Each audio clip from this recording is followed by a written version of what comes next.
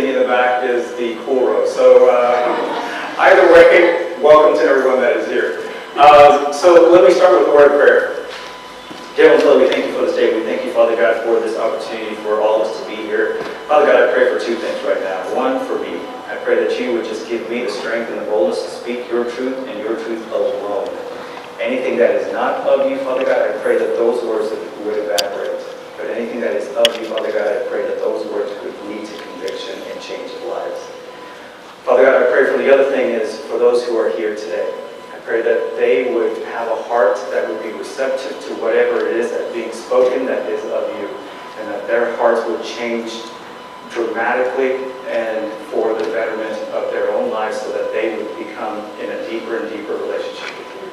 So we ask all these things in your Son's name, Jesus Christ. Amen.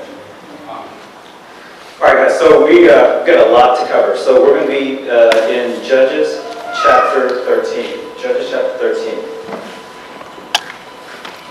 Okay, so my topic for today is addiction. As a counselor, I see a lot of different types of addictions out there. And so I want to kind of give you a definition of what psychology today says addiction is. Addiction is a condition that results when a person ingests a substance or engages in an activity that can be pleasurable, but continued use or act of which becomes compulsive and interferes with ordinary life responsibilities such as work, relationships, or health. Users may not be aware that their behavior is out of control and causing problems for themselves and for others. What are some of the signs of an addiction? Obsession with that item, that substance, or with that person, place, or thing. Dependence upon that person, place, or thing. There's cravings, erratic behavior, damaged social and personal relationships, taking risky behaviors that they normally would not take, and a whole lot of secrets. Lies upon lies upon lies. Denial, and then the last one that I'm going to name here is willingness to break the rules. I don't care what it takes. I have to have this thing. And if that means I've got to break certain rules, I will break those rules because I am that addicted to this thing, this person, or this place. In our brain, God, when He first formed us, created our mind to have this reward system in our mind. It's in the center of the brain. And in the center of the brain is called the reward system. And in that place is where God designed that we would have a reward, chemicals, the dopamine will be released in our mind that makes us feel good for food, drink, and for relationship. And in those three things, God placed it, created our minds to say, every time I take a bite of this food, I like this food, dopamine gets released in our brain. And so our mind sits there and says, I like this. Oh, broccoli? Oh, it wasn't too crazy about that. I don't really crave that one. But this pizza, this hamburger, this whatever it is, I like that. Dopamine gets released. Drinks, Coke, Pepsi, water, whatever it may be. If you like it, something in your brain, the reward system releases the dopamine that says, you have to go back and get more of this. Relationships. God created us for relationships. Part of creating relationships is to be able to, in the reward system, is to release that dopamine that says, this interaction, this relationship with this individual, I enjoy. I enjoy this person. I enjoy being with this person. This is like what I call the dating phase. So Serena and I, when she and I first were dating, I won't tell you how we met and all that because she gets embarrassed with that. But when we first met, and when I first met her, all I did was just this. Like, I was just mesmerized by her, right? And I remember she came over to my hotel room when we first met because we were going to go out for dinner. And I opened up the door and I just stood there just kind of like in just amazement. And she was like, are we going out? Am I going to come in? Or are we going out? Or what are we doing? And I was just kind of like, yeah. All right, so the dopamines were being released in my mind. After that date, and when I was driving back to Houston, or back to Dallas, I called up my friend. I was like, dude, I got to keep dating this girl. This girl's awesome, she's so much fun, she's super, super beautiful. I'm down here, she's way up here. I don't think I'm gonna land this thing, but hey, you know what? I've got to go back and see her some more.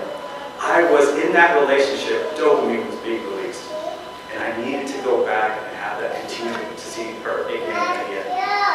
God creates the reward system in our brain for food, for drinks, and for relationship. This is a good thing.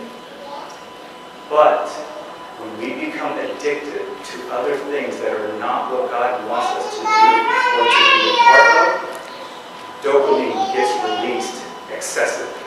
And it jacks up what the mind is supposed to do to the point where we become cravings for things that we are not supposed to be craving for.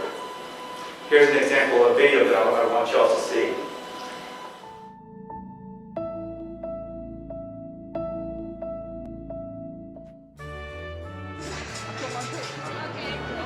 My name's Patrice. I live in London and I'm addicted to eating bricks.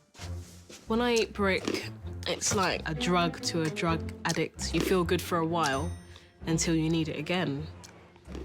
You could just hear her go into town and it just crunch, crunch, crunch. You get like a little cringe feeling, like, you know, when you hear it, you know. But obviously to Patrice, it's heaven. I started eating brick in my late teens. I got the idea to do it from my grandma, who told me that my auntie and uncle, when they were kids, they used to dig the wall and taste it. One day I ended up trying it myself and I couldn't really stop.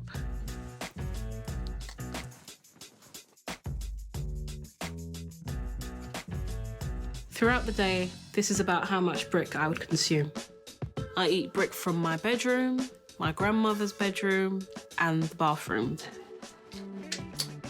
This is the poster I'd use to cover up the evidence.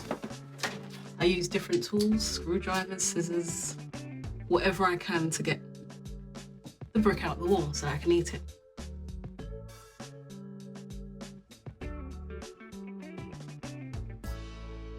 So far, I have no physical problems from eating brick, and even my teeth are in good condition. I find it very disheartening. A doctor could diagnose her now as perfectly fine, but we don't know what it could do 10, 20 years down the line. I've eaten bricks for 12 years already, so another 12 years won't hurt. Good for a little while until you need it again. Dependence.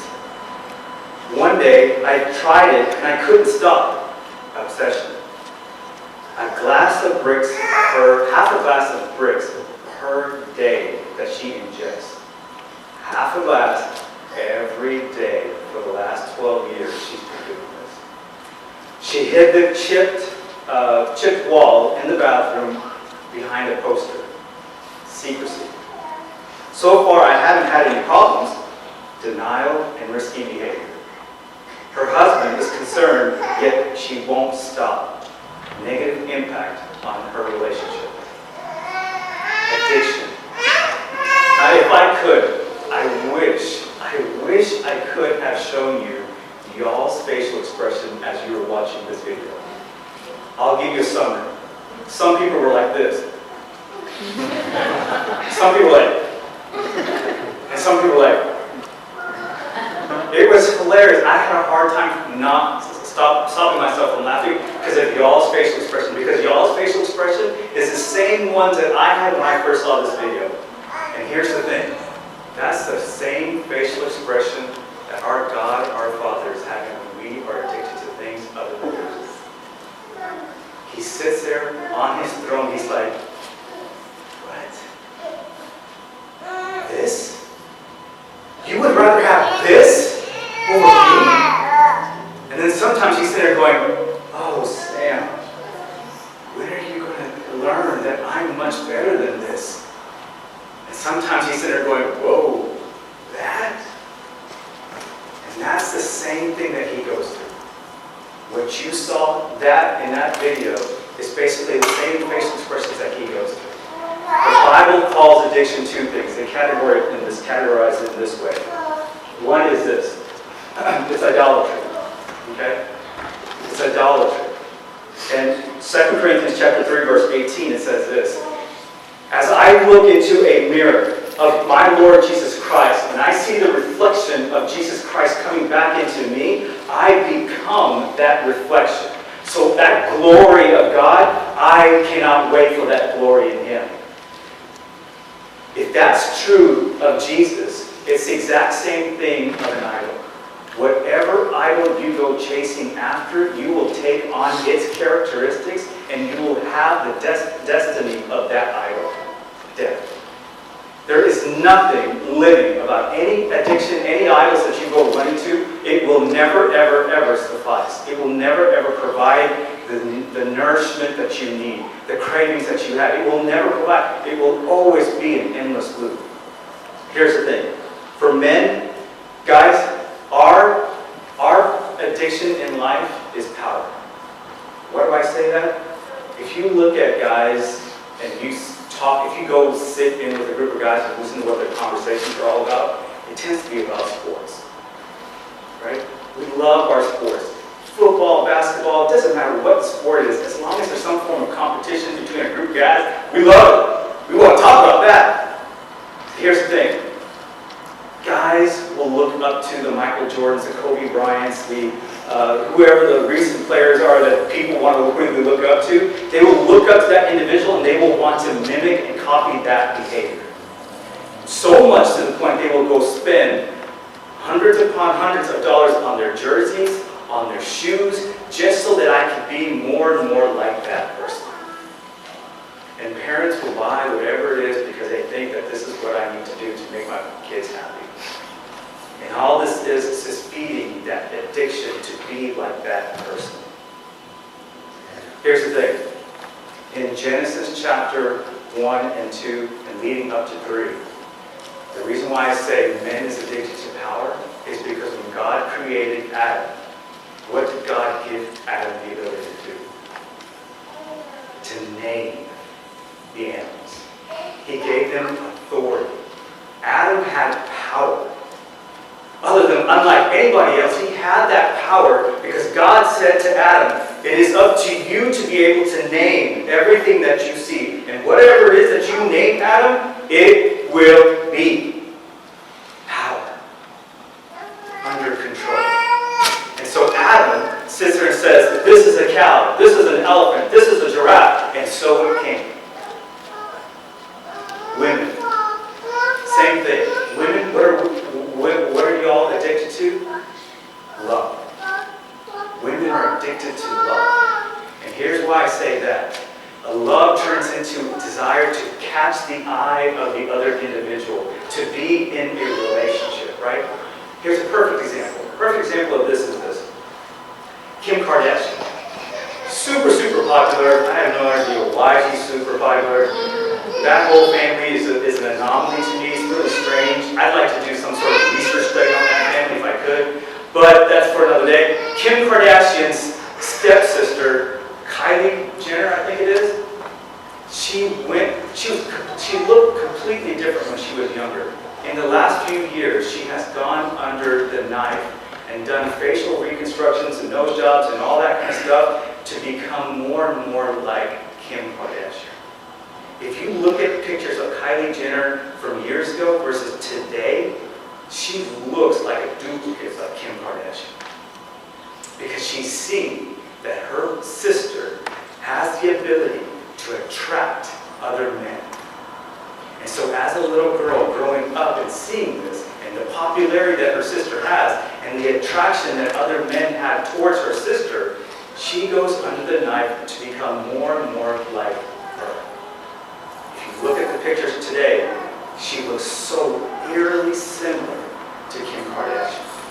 There are women out there today that will go under the knife to change whatever features there are. There's so much insecurity about themselves because they compare themselves to other women. And they said, I must look like this in order for me to attract other men. Because this is what other men like. So here's the thing. This love is an addiction for women. How do I know this? It's because if we go also back into Genesis chapter 3, the fall of man, what was the curse that God put on Eve? That you will try to rule over your husband, but you won't. You will want a relationship with him, and you will crave it, but you will never be able to control him. That's what women do today. I mean, as a marriage counselor, every time I see a couple that comes in here, the wife is always trying to get the man to love on her. Sam, I don't understand why he won't want to see me. I don't understand why he doesn't want to talk to me. He won't send me text messages, but he'll send text messages to this person. Why is it he doesn't want to spend quality time with me? Why doesn't he love on me like the way I want him to? Why? Yearning for that relationship. This all goes back to Genesis chapters 1, 2, and 3. This is how we were created. But because of addictions, because of our love for wanting power, because of our love and desire for wanting love, we go off track and we become addicted to other things. And we will take control into our own hands. Here's the thing. There's a Bible character that I want to discuss here today.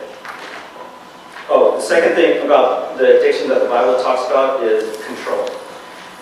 2 Peter chapter 2, verse 19, it says, they promise freedom, and they is false prophets. They promise freedom, but they themselves are slaves of sin and corruption.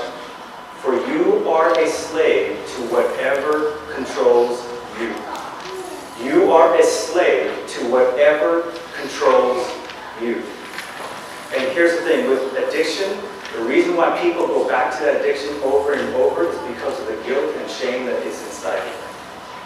Because every time I go to this addiction and I feel bad about that I'm in that addiction, I'll want to stop. But then the fact that I can't stop and it makes me go back to that addiction, more guilt. And guilt over time turns into shame. And there's a difference between the two. Guilt says I did something wrong. Shame says I'm a bad person because of all the things that I've done wrong. And shame is what the devil keeps you under his thumb so that you will never ever experience freedom. So, Judges chapter 13.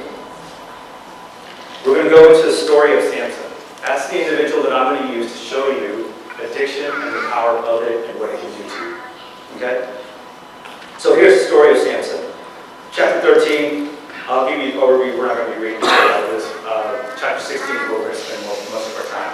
Chapter 13 is basically Samson, or Israel, has been doing things that is just not of God.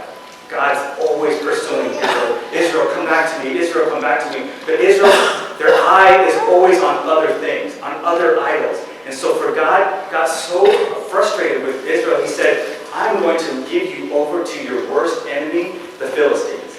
Remember the last time when I spoke, we were talking about David and Goliath? Goliath was from the Philistine camp. These are the people that have been just torturing and just being such a huge burden to Israel over the years. So this Philistine nation comes in and starts to take over Israel because God says, you will not listen to me, you do not want me, you want all these other things, and because you want all these things, I'm going to hand you over to your enemy, the Philistines. So in those 40 years of being under the rule of the Philistine nation, God goes up to this man and this woman who have been trying to have a baby for years, but never could have a child, goes up to this man and he said to this woman and says, you're going to have a son. You're going to have a son. And this son, he will be a rescuer for Israel. He will become the one who will begin to rescue Israel. Here's the thing what I want you to do with your son. I need him to be a Nazarite.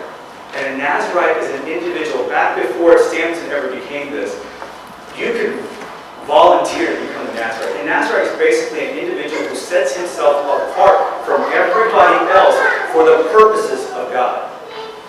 Okay? So, prior to Samson, God has always given the volunteer opportunities for you to volunteer to be a Nazarite. But on Samson, he never got that chance. God said he is going to be a Nazarite. And here's how I want him to be a Nazarite. 1, he will never touch alcohol. 2, I need him to never shave his head. And then 3, I need him to never touch a dead body. These are the 3 requirements for you to be a Nazarite. This was put on Samson. So Samson grows up, and he then starts to mature, and it says at the end of chapter 13 that the Spirit of the Lord was so strong inside of Samson. Here's the thing, when you think of Samson, who do you think of? Like this WWE wrestler, right? Some really big guy. No. Samson is not a big guy. Samson is just a normal, average day looking guy.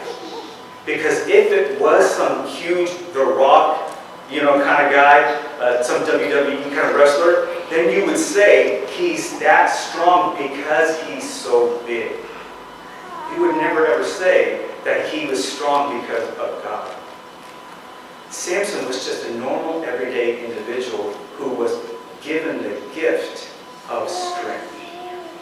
And because he was given that strength, the gift of strength, God wanted to use him to be able to free Israel from the Philistines.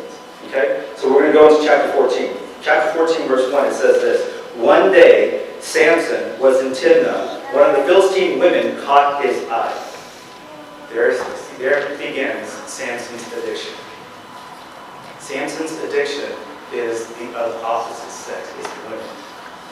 He sees this woman from the Philistine camp, and he says this. When he returned home, he went up to his father and mother and said, a young Philistine woman in Timnah caught my eye. I want to marry her. Get her for me. Here's the thing. This is where it all starts. He sees this woman. She's a Philistine. A Philistine is an unbeliever of his God. And he says, I see this woman. She's super attractive. I like what I see.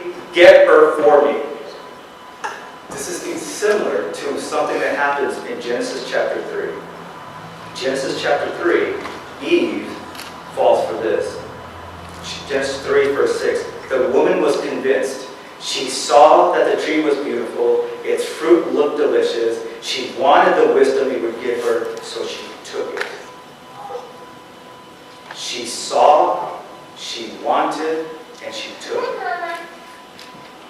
She saw her mind, she wanted with her heart, she took with her body. She gave herself over to sin through her mind, body, and spirit, her heart. Same thing is happening with Samson. He sees this woman, his mind. He then says, I want her with his heart. And then he demands, and they set up the wedding. They set up this wedding for Samson to be able to marry this woman. The wedding happens. He never really consummates the marriage because he got into this rebel conversation with other people, and he got upset. He left that wedding time where he should have been with his wife. He left and went back to his parents. And what happened during that time is while he was away, the woman's father and mother thought, well, they never consummated this marriage. He must not want her anymore, so we're going to give her over to somebody else. She gets remarried to someone else. He never got the ability to follow through with his desire for this other woman. So what do we see? Chapter 16. One day, Samson went to Philistine town of Gaza and spent the night with a prostitute. Time has gone by. He had wanted this other Philistine woman. He couldn't get her, so what does he do? He says, I'm going to go ahead and get a Philistine woman, and this time I'm not even going to marry. I'm going to go ahead and get another Philistine woman through the act of prostitution. A slippery slope that he's already gone down. Here's the thing. By chapter 16, the 3 vows that he's supposed to take, no alcohol, can't touch a dead body, and cutting the hair, he's already broken 2 by chapter 16. He's already drank heavily because of the wedding. He's not supposed to drink alcohol in any way, but he did because of his wedding. And then 2, he touched a dead body, a lion's body, because he killed it, and out of that lion's body, a couple of days later, he got some honey out of that lion's body because bees had created some honey there. And so he took out of that body and drank the honey. 2 of the vows that he had given to God, he's already broken. The last thing that he has left to say is my hair. That's the only vow he has left that he's not broken yet. So then we go on. 16 verse 4. Some time later, Samson fell in love with a woman named Delilah, who lived in the valley of Sorek. Here's the thing. This is where he then says, he fell in love. This is where he gives himself over to this other woman. The mind, body, and the spirit has been given over to this woman in addiction. He can't get enough of this woman, Delilah. Whatever your Delilah is, your Delilah will cause you to come back more and more and more, which is what's happening with Samson. Here's what Delilah says to him. Delilah has a relationship with Samson. The Philistine rulers, there's 5 different rulers that comes up to Delilah and says, hey, look, this Samson character, he's a really thorn in our side. We need to figure out a way to how we can subdue him, how we can take his strength away. Because there's something about this guy. He's just a normal, average day individual. He's got supernatural strength. We've got to be able to stop him because he's always thwarting our objectives as Philistines. So Delilah gets paid to be able to find out what Samson's strength is. So Samson meets up with Delilah, and Delilah asks him a simple question. Verse 6. Please tell me what makes you so strong and what it would take for you to be tied up securely. Samson replies, if I were tied up with 7 new bowstrings that had not yet been dried, I would become as weak as everyone else. Here's the thing. So, I'm just trying to put myself in Samson's situation, right? I'm really digging this girl. I'm really, really digging this girl. I really like her a lot. I'm thinking, I love this woman. This woman comes up to me one day and says, hey, Sam, you're an average day-looking guy, but you've got supernatural strength. How do you get that strength? And then 2, how can your strength be taken away from you? I'm sitting here thinking, why do you want to know that question? What are you up to? Are you a gold digger? Are you trying to be a gold digger? Because I'm sensing from you that you're trying to take something away from me. That's what I would think, right? As someone who has this gift, and you're trying to figure out how you to take that gift away from me. But Samson's kind of like, oh, he's getting more and more puffed up in his ego. In his ego, he's starting to realize, I don't really need God. I've got this strength. And so I'm going to joke around with her and tell her that it's going to take 7 bowstrings to be able to tie me up. She believes this, and then she waits till he falls asleep. He falls asleep, and then she calls out to the guys that are hiding, the Philistine guys that are hiding in the room, and says, Samson, Samson, the Philistines are here. He wakes up from his sleep, breaks open those bowstrings, and it's like no big deal to him. The guy that are in the closet looks out and says, oh, wait a second, he broke through that. He does this 3 more times. Delilah asks another time. And here's the thing, every time he comes back to see Delilah, it's not that he's coming back for a conversation. He's coming back to her because she's giving him his physical needs. Sexual act. That's why he keeps coming back to her. And every time he comes back to her, because he just can't get enough of Delilah, Delilah asks him that same question. How can I subdue your strength? How can I tie you up and take away your strength? And every time he does this, he says a lie. Right? The second time he says this. If you used brand new ropes, then I would be just like as weak as anybody else. The third time, verse 13, Samson replies, if you were to weave the 7 braids of my hair into the fabric of your loom and tighten it with the loom shuttle, I would become as weak as everybody else. Every example that he's using is getting closer and closer and closer to what? The truth. First, it's just bowstrings. Second, it's brand new ropes.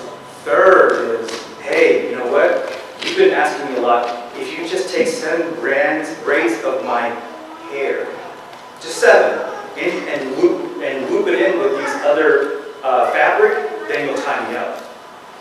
Every time she's getting frustrated because he's lying to her. Why do you lie to me like this? And on the 4th attempt, she goes up to him and says this, verse 15. How can you tell me I love you when you don't share your secret with me? And in secret, in another version, my NLT says secret. In other versions, it could be read as your heart. And I'll read it that way. I like that version better. can you tell me I love you when you don't share your heart with me? You've made fun of me 3 times now, and you still haven't told me what makes you strong. She tormented him with her nagging day after day after day until he was sick to death of it. Finally, Samson shared his heart with her. My hair has never been cut, he confessed, for I was dedicated to God. As a Nazarite from birth, if my head were shaved, my strength would leave me, and I would become as weak as anyone else. And we know the rest of the story. She then lulls him to sleep. She has somebody come in, and she shaves Samson's hair off, and then she does the same thing. Samson, Samson, there's Philistines here. He gets up thinking, hey, this is not going to be a big deal. I've done it before, and I'll just do it again. He tries to break open the ropes that have been put around him. He can't break free. And in that moment, if you look at verse 20, it says this. When he woke up and he thought, I will do as before and shake myself free, but he didn't realize the Lord had left him. He didn't realize that the Lord had left him. He put all of his strength into the fact that this is my own powers that was able to do this, and never really realized and truly understood that my strength, the gift that I have, is because of God. So this addiction for Delilah has caused him to walk away from his relationship with God. Here's the thing. In verse 21, the Philistines captured him and gouged out his eyes. What was the first word spoken out of Samson in the Bible? I saw this woman. Get her for me. Those are the first spoken words of Samson. And what does the Philistines do with him physically? They gouged out his eyes. The first word spoken by Samson, I see this woman, get her for me. And what they do to him to punish him is they gouge out his eyes. Spiritual blindness. Manifesting physically for Samson. He has become so spiritually blind by what God wants for him, by his Nazarite vow that was given to him. He forsakes all of that because of this thing for Delilah. And so now, over time, he has become spiritually blind to the point where now he's physically blind. But here's the thing. This is what I love about my God. What I love about my God is this. You think that Samson is done, right? You think he's done, he's lost his power, but I love this in verse 22, it says this. But before long, his hair began to grow back. Before long, his hair started to grow back. Here's the thing, guys. Any addiction that you have in life, anything that distracts you from God, God is willing to give you some growth of his grace. And he'll extend that growth, and he'll extend that growth, and he will extend that growth. But at some point, he is not going to continue to give you that grace until he punishes you. Which is what happened to Samson. He needs to wake us up. He will give you over to your sin, but he will never stop giving you that growth. And in that example of Samson, he's lost his eyesight, he's lost his strength, he has nothing else, and yet his hair, the covenant between God and Samson was that hair. And the moment the hair was shaved off, he had lost that relationship with him.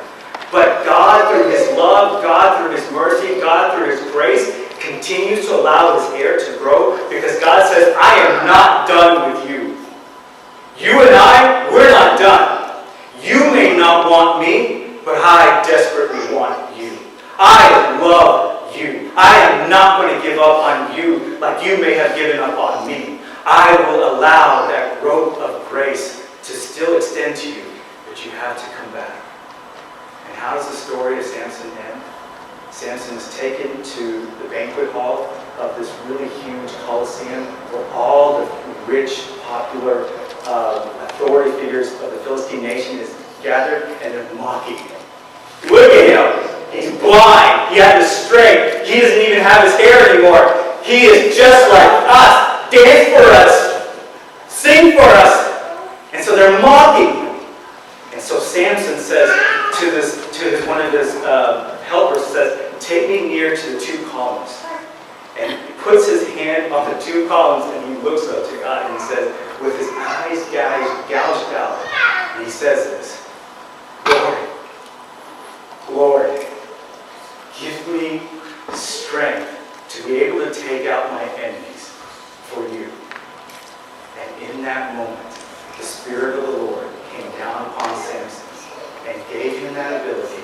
And he pushed the two columns, brought the whole place down, and killed 3,000 Philistines, the most he has ever killed in his entire life.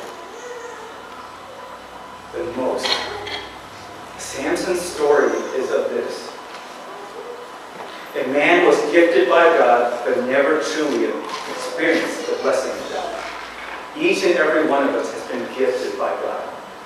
Every one of us has. Some of us have the ability to be able to pray. Some of us have the ability to sing songs. Some of us have the ability just to love. Some of us have the ability to really have a great relationship with kids, to be Sunday school teachers. But if you use your gifting for other things other than God, you are never going to really truly understand your purpose in life. Right? This is why people always constantly are looking for, well, I can't figure out what my purpose is. If you use your gift and you do it so much for the kingdom of God, you're going to have the purpose. Because this life that we have is short-lived. I just went to a funeral yesterday. It was a good friend of mine, their father passed away. And as I was walking down to see the coffin, I looked at this uncle and I thought to myself, this life that we have is here and then gone. We never know how much time we have. We never know. Patrick is a perfect example of that. He was a man who loved the Lord. He loved the Lord so much. If there was one individual in my lifetime that I could say, this person is as close as you can get to Jesus, it would be Patrick. It would be Patrick.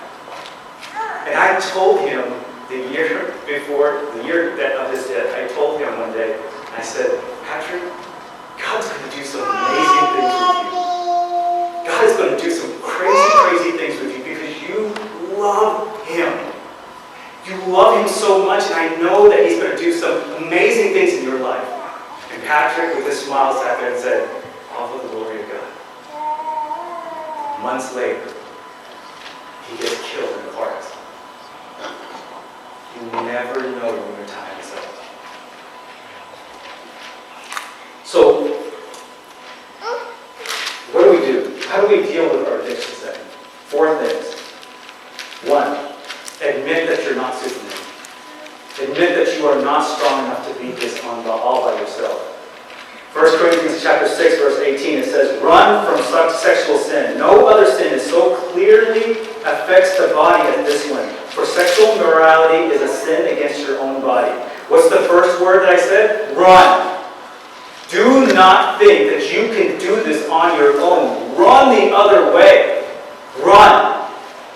Here's the thing. As a church, we need to be able to create this environment of authenticity, right? But in order for me to be real with you, as a church body, we have to create an environment where it's safe for me to be able to raise my hand and say, I'm struggling with pornography. I'm struggling with depression. I'm struggling with anger. I'm struggling with my marriage. I'm struggling with my relationship with God. I don't even know if I have a relationship with God. I'm struggling. I don't know what to do. As a church body, we have to create that environment for us to be able to openly and honestly say that. Safety. Do we do that? And do we do that well? Because we can sit here and say, hey, we're looking for authenticity. We're looking for this. We're looking for that. But if we're not creating that environment for you to be safe, authenticity will never happen. That's what Crossway is all about. Crossway, we are all geared towards wanting to create an environment for people to come to church, take off that mask and say, this is who I am. This is what I struggle with. I don't know what to do. So it leads to the second thing. The second point is this. Know who you are. Colossians 3, verse 9 through 11 says this.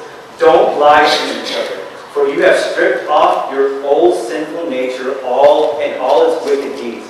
Put on your new nature, and be renewed as you learn to know your Creator and become more like Him.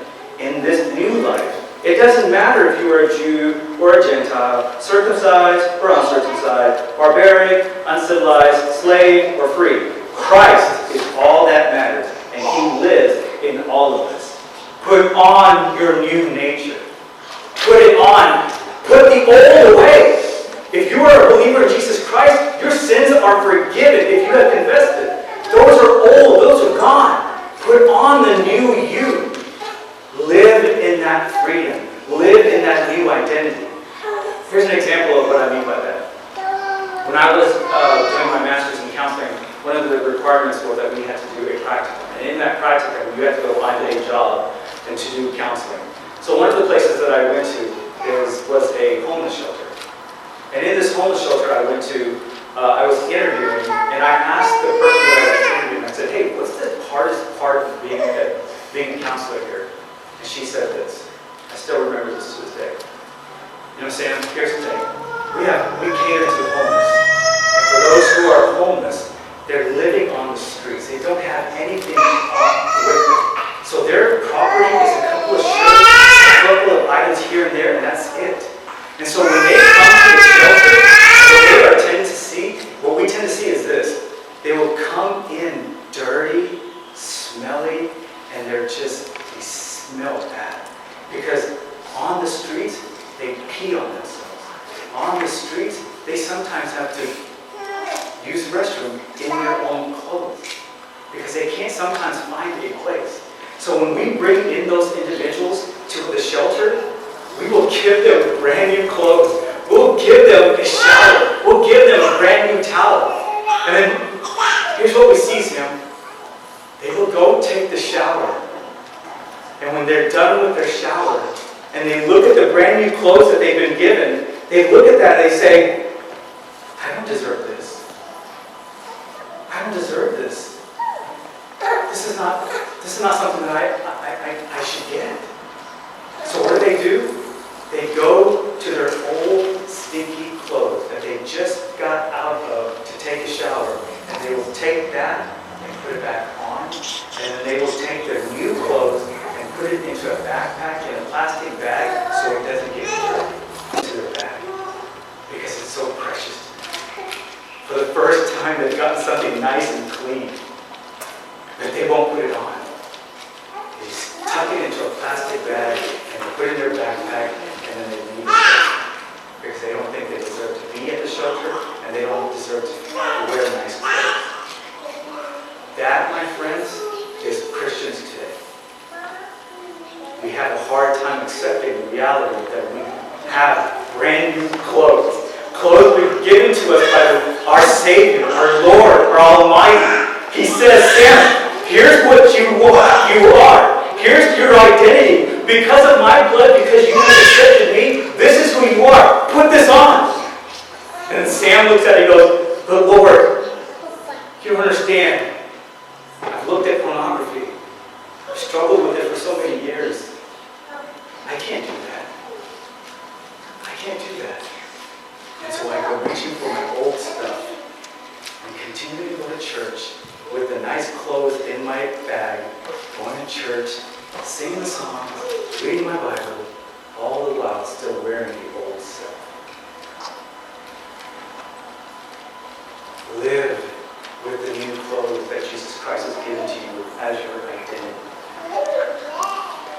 Here's the third thing. Bring it into the light. Galatians chapter 6, verse 1 to 2 says, Dear brothers and sisters, if another believer is overcome by sin, you who are godly should gently and humbly help that person back into the right path. And be careful not to fall into the temptation yourself. Share each other's burdens, and in this way obey the law of Christ. James chapter 5, verse 19 through 20 says this, My dear brothers and sisters, if someone among you wanders away from the truth and is brought back, you can be sure that whoever brings that sinner back from wandering will save that person from death and bring about the forgiveness of many sins. As a church, we have to be able to get to a place where we can start to confess our junk to each other. Men's life group, women's life group. My hope, my dream is that in those areas that women would love on each other and be real with each other. That men would be real with each other and just say, this is where I struggle. And that men would cry with each other, men would pray with each other, men would encourage each other so that the church really starts to grow. That is living in the light. What was it that Adam and Eve did in Genesis chapter 3 when they took the bite out of the fruit? They hid. That is what we do when in church. We hide ourselves. We come, we pretend, but inside we're really hiding who we really are. I encourage you to be known, because in the light is freedom. In the darkness is shame and guilt and more bondage. The last thing is this: fall in love with your Jesus. Deuteronomy 6, chapter 5 says this: and you must love the Lord your God with all your heart, all your soul, all your strength. Love your Jesus. Love him and love him well. Peter, when he denied Christ 3 times, he ran away.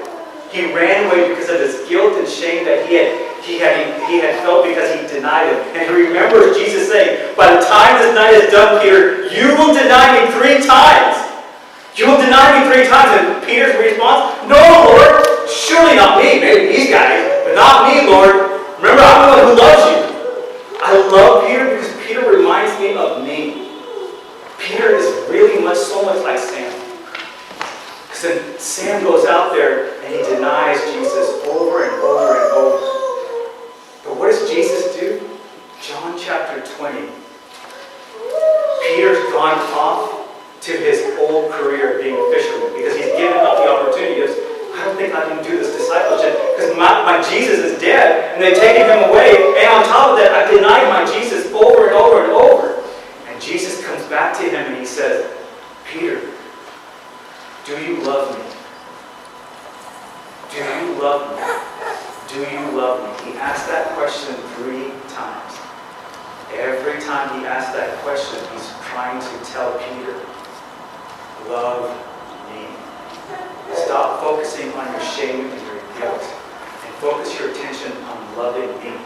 If you want to break free from your addiction, whatever your addiction may be, your addiction is causing you to love that thing. Samson loved Delilah because his heart was for her. He had lost his love for God. If you want to break through your addiction, you have to fall in love with Jesus. Have to. I struggled with a lot of things in my life, and every time I struggled, I was always trying to clean myself up, and it never ever worked. But the moment I started to focus my attention, my love onto Jesus, I started to experience freedom in my life. The other thing is this, guys: get help. I'm not saying this to you because I'm a counselor. I'm saying this to you because this is just a reality. Go get help. Go get counseling. If there's some strong addictions in your life that you just can't seem to break through, get counseling. Get that help. Go through a 12-step recovery program. Get some help. Do not do this all by yourself. You just will not be able to do this. Change out your reward system with a true love for Jesus. The last thing is this. You have to want Jesus as bad as you want to breathe. I've seen this video where there's this guy who puts his head inside of a bucket in a large trash can filled with water. He puts his head inside of it, and he's trying to hold his breath as long as he can. And he finally comes out of the water gasping for air. His lungs need that air. So he gasps, he comes out of the water. He goes on to say this: that's how much you need Jesus. If you don't have that kind of desire for Jesus, you will find your air supply somewhere else. You will find your oxygen somewhere else. And as long as you're looking somewhere else, you will continue to live a life of bondage.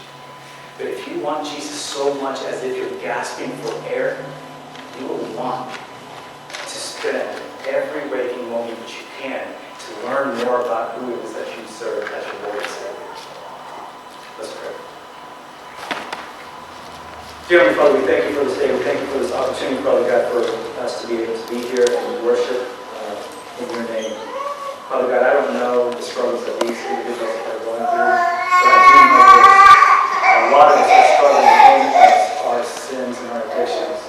Father God, I pray that for those who are here that are struggling with their addiction, that you would release them, that you would break those bondages of addiction, of power, of a need for love that is not from you or for you. I pray that they would find balance in their life and that they would come to know more and more of what freedom looks like in Jesus Christ. Help us, Lord, because we desperately, desperately need you. We ask all these things in your Son's name, Jesus Christ.